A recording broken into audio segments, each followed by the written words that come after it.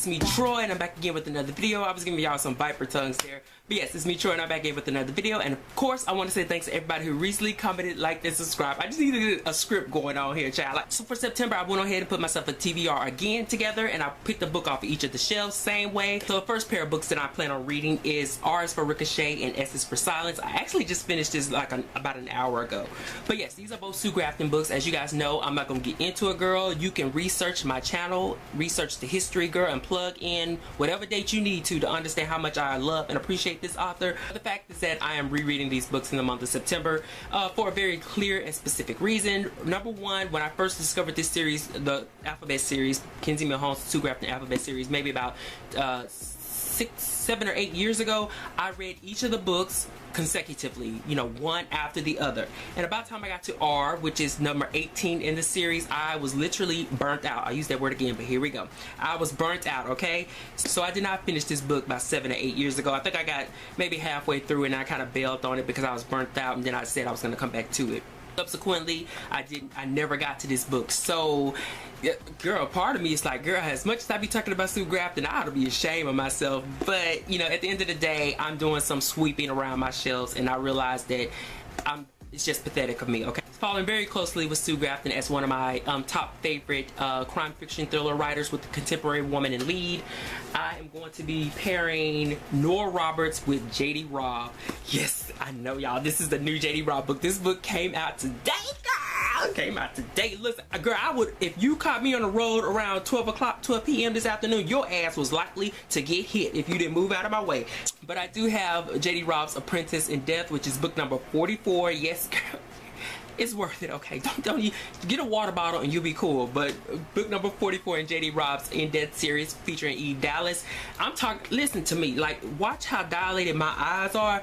This right here, like, I'm torn. I'm torn, okay? I said I'm gonna stick to my guns. I'm gonna finish this first, and then I'm coming to this one. But girl, I'm torn. Nonetheless, J.D. Robb's alter ego is, of course, Nora Roberts. You know, she's the infamous romance writer. Like, you can tell in the back of her books. Like, her and Danielle Steele, girl, they be having these angelic pictures on this, like, I don't know what kind of money they got, but they can write me a check, okay? But anyway, I'm going to be reading Stars of Fortune, which is the first book in Nora Roberts' The Guardian trilogy. I bought this book when it came out in November. Never actually picked it up, but, you know, I just bought it and figured I'd read it one day. I love the deckled edges and the French flaps. Very superficial of me, but at the end of the day, you know, it's all good. You know, as much as I love J.D. Robb books, I never actually got into the Nora Roberts books, you know, the romance, the cheesiness. But, you know, there are a few that I have read that I did enjoy, and I just felt like Stars of Fortune may be one that I can enjoy as well. So I picked it up back in November, and I was like, you know what, one day I'll get to it. Because I did enjoy the first book, I gotta look, the first book in her Key of Light series, as well as the first book in her Bloomsboro series. Now, okay, we all know that Nora Roberts does not write romance that's bent to my aesthetic. But at the end of the day, you know, I was just hoping that maybe somewhere in the mix of all that, I'll feel the beat, okay? Okay, so now that we've covered the pair with Sue Grafton as well as Nora Roberts and her alter ego, J.D. Robb, the next pair is going to be featuring children. Our pair is Speaking Among the Bones by Alan Bradley. This is the 5th book in his Flavia. Some people say Flavia, some say Flavia. It don't, what the hell does it matter? It ain't like she can hear what you say, okay? But I just say Flavia Deluxe series.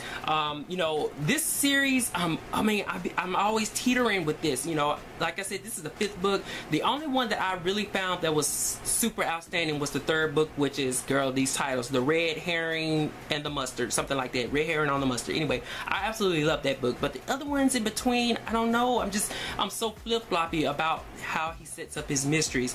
But the winning ticket with this series is absolutely, without a doubt, the 11-year-old sleuth Flavia Deluxe. You know, the series takes place in the early 20th century in England. As I said before, she's precocious, a little precocious girl who is kind of ostracized by her family. She has a knack for chemistry and solving murder mysteries, and you know, just watching her go through her whole prowling in the small English town on her bicycle, you know, peeking through windows and, you know, have her own little checklist of who the suspects may or may not be in a particular murder. You know, I always enjoy that. Do I absolutely like Bradley's setup of murder?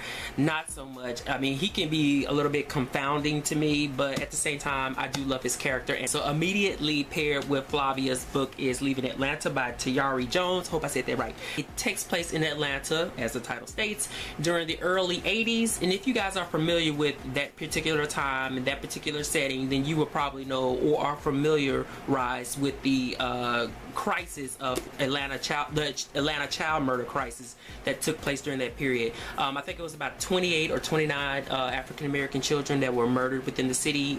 But what Troi does in this particular book is that she takes the readers to that time, to that place, to the communities within the region of Atlanta, and she goes to the eyes of 3 Atlanta children, 5th graders, who are basically, you know, being swallowed by this news of this rampant murders that's going on within their community. You know, the victims are people or children who look like them, who goes to their schools and that sort of thing. So they're, you know, questioning the milkman, you know, questioning the mailman. You know, there's one of their peers has gone missing, and suddenly, you know, he's found on the 5 o'clock news murdered in the streets, you know. So they're trying to go through the process of growing up while also facing this reality that they could be single-handedly murdered. Next, I'm going to do an equally unusual pairing. I'm going to be pairing Salvage the Bones by Jasmine Ward with Undead on Arrival. I can never know these titles, by L.A. Banks. Alright, so I know, very unusual.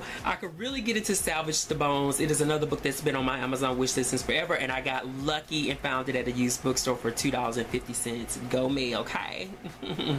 But adjacent to Salvage the Bones is a book by L.A. Banks. This is the 3rd book in her Crimson Moon series. You know, L.A. Banks, as you guys may or may not know, she is one of the few African-American female writers who writes in the supernatural and paranormal. Really, her belt is just, her Sam Brown belt is filled with so many different titles. But all in all, L.A. Banks died in August of 2011, and while I did start reading her Crimson Moon series as it debuted in 2008, I kind of laxed off, and after she died, you know how that song goes, you never know what you got till it's gone. And last is the book that I want to pair with Jasmine Ward, and you know, I said, you know what, I'm going to keep it on my TBR anyway, because I believe most of the books that I have here are pretty short reads, including this one, and that is My Last Empress by Da Chin. And what can I say about this book other than I found it at the Dollar General? Girl, let me tell you, I know this is off track, but you know I'm ratchet on my videos, so we're going to just stick with me, okay? Girl, let me tell you, when I go to the Dollar General, I be looking like this. Like, I skip everything. I can go there for dishwashing liquid or whatever, but the first thing I'm gonna do before I even look for anything that I need for the house, I will go in there and look at their book section to see what's out. So I literally be like, what kind of books y'all got? Look at all these books, girl. These books just $1? Oh, look, they're gonna one right there. I take this, it's just $1. Yes, I do that. But I digress. As I said, I do have My Last Empress by Da Chin. You know, I first discovered this author back in 2006 when I read his debut book, Brothers. I was working at a bookstore where the manager, she would keep ARCs in the back in her office, and so at the end of our shift, we would, like, you know, sniff through the ARCs and see what's new and what's good. And so I really did enjoy Brothers, and I haven't read anything by him since. However, as I discovered this book, I said, you know, bam, I know who this author is. I enjoyed one of his works maybe 10 years ago, but it doesn't matter. So I said, here's one of his titles right here for $1 that I just uncovered, and I said, perfect, I will grab it and go. Besides all that, you know me, I have an affinity for Asian writers and Asian stories as is. But this particular book, you know, it said The Last Empress. I don't know if it's so much about, you know, the Empress of China back in the late 19th century to early 20th century, Qi, but in all respects, you know, I'm just going with my affinity for Asian stories on this one, and we'll see what comes out. He better be serving, though. That's all I got to say. You know, I'm just saying, like, but that is it, guys. Remember to preach love and happiness. Enjoy yourself. Read whatever the hell you want to read, and don't make any excuses, and be dynamic in your own beautiful right. Girl, that was a mouthful. So it's time to go. Peace, guys.